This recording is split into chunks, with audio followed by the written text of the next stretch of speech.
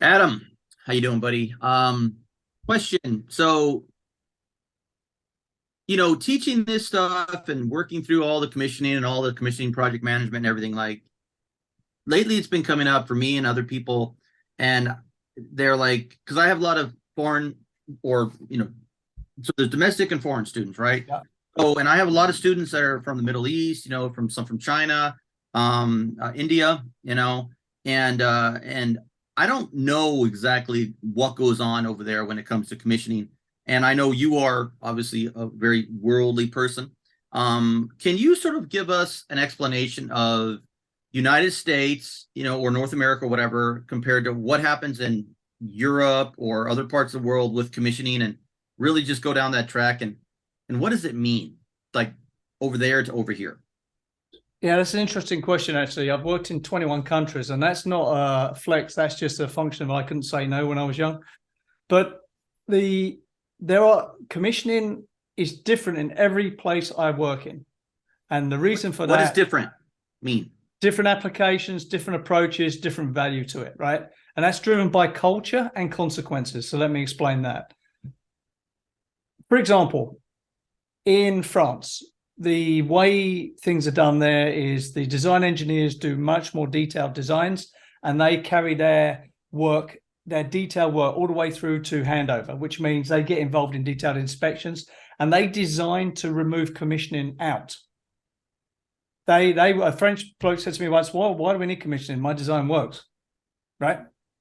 So true and not true at the same time. But I find like German, French projects where you've had those design teams, their level of design and the level of delivery by the construction team is very high. Now, let's go to... Is commissioning still used, or is it not as much? Only in mission critical systems. Oh. Or buildings. So data centers, yes. So at the moment, even though there's been Brexit, most data centers all across Europe are commissioned by British firms because they have that expertise and background of commissioning that's just not present in Europe. That's just a fact. So let's go to the UK and America, right? Two countries separated by one language. Now, in America, things are the way they are, and that's mostly because of contracting law and unions. So there is deep silos between design and delivery, between white collar and blue collar, and their bad work is punished by lawsuits normally. In the UK, there is a phenomenon called commissioning management, and commissioning is test and balancing in the UK, and commissioning management is what you really sort of understand as commissioning, which is verification and management of the handover process, right? In the UK, there is a whole sub-market called commissioning management, and they either work for the main contractor or the GC, and their job is to organize the complexity and integrate the systems and get it handed over. And another function of commissioning management is to work for the owner and do all the verification and acceptance. And the reason that exists in the UK is there are very high consequences for bad work in the UK. General contractors in the US and Canada tend to make about 4 or 5% net profit. In the UK, that's 0.5% or 1%. And the reason is there's more pressure brought to bear to deliver the work and not cut corners. So most people in the UK have never worked outside would say, oh, it's terrible here. The construction standards are awful. I can tell you, having worked in 21 countries, and I'm not saying this because I'm a Brit, I'm also a Canadian, the standards of construction in the UK are very high, because if you do not deliver, there can be pretty severe consequences in non-payment and in lawsuits. So the Brits aren't as litigious as Americans, but they are not frightened to bring the hammer of the gods down if you do not do your work properly, like not pay you, like really make you draw a line, right? So now, in the Middle East is a hybrid of both. So America is really good at setting standards and documenting standards and setting rules. But in my experience, and I've worked in America for a year, I've done one of the biggest jobs on the East Coast. This separation between and this siloing of contractors and the professionals leaves this gap. And it's really hard to force a contractor in the US to complete a job to a high standard.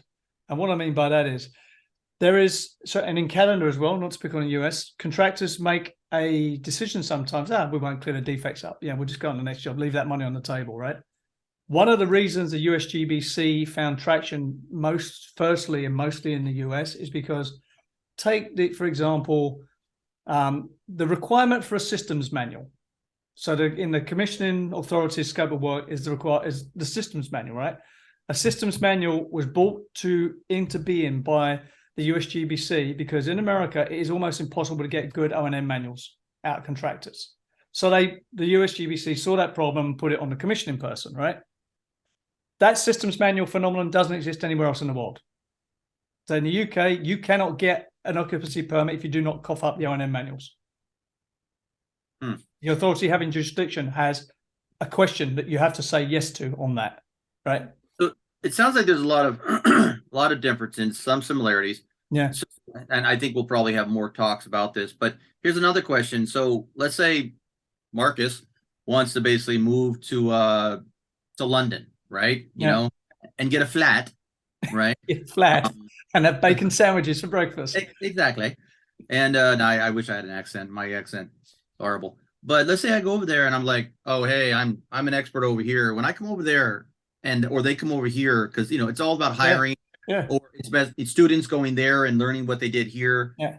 Applicable, or is there going to be a huge learning curve? So if I was going to drop you in London, so I was going to pick you up and drop you in London, yes, you'd make a living and you'd do well, but I would poke you towards the commissioning management side of the business because that's where your skill set lies, and that would where you'd have less of a cultural shock.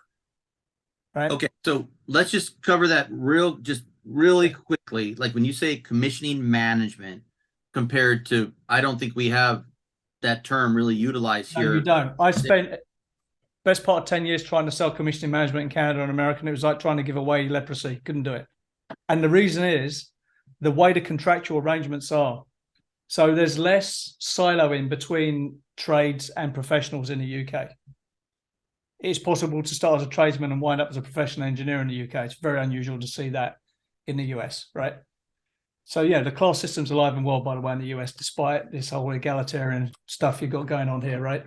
Now, commissioning management, just scope of work includes design reviews, checking spec sections, writing commissioning plans, verifying performance, managing it. So think of it as what you understand as commissioning with the project management task stuff added into it of organizing, scheduling.